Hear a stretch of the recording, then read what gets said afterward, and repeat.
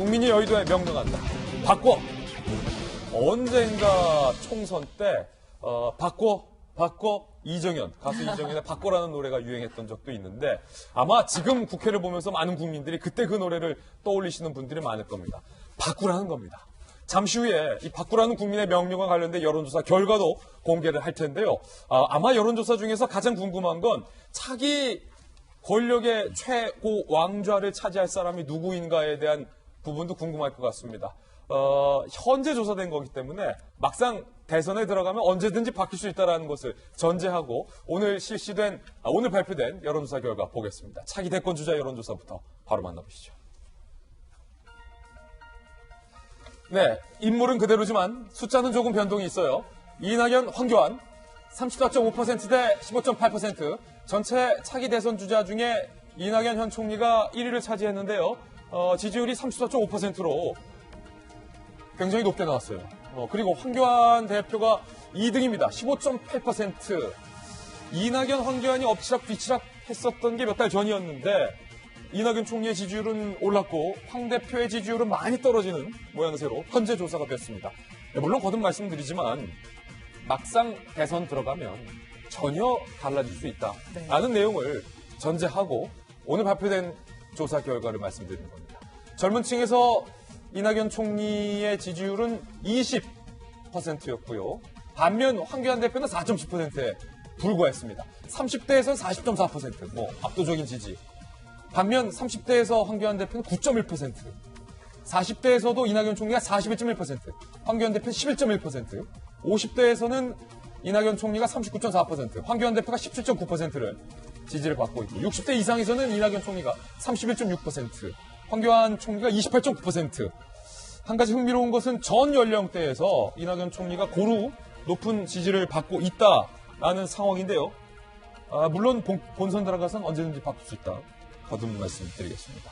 자, 흥미로운 결과가 나왔어요. 안영환 의원님, 네. KBS 방송 기자 시절부터 정치부 기자부터 데스크까지 다 하셨으니까 각 선거를 앞두고 오면 저는 항상 저희가 여론조사 돌리잖아요. 네. 이낙연, 황교안, 이낙연. 오늘 여론조사 결과 이거 어떻게 해석하십니까? 일단 지난 1년 이상 이낙연 총리가 1위를 차지해 왔었지요.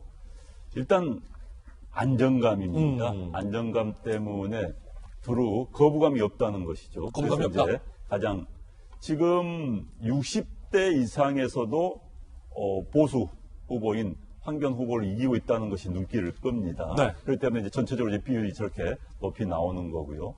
또 하나는 상대적으로 야권에 강한 후보가 없다는 것이죠. 그렇군요. 야권 후보에 강한 후보가 없다.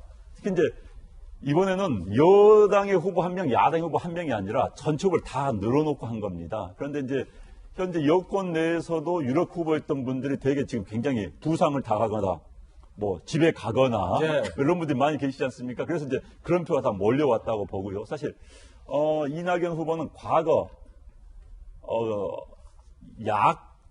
야당 시절에 좀 중도층의 이미지를 받았던 안희정 지사라 그런 이미지를 같이 안고 있는 겁니다. 게다가 이제 현재 문재인 대통령을 강력히 지지하는 지지자들의 입장을 보더라도 뚜렷한 후보가 없어요. 자기 진영에 그 표까지 몰린 겁니다.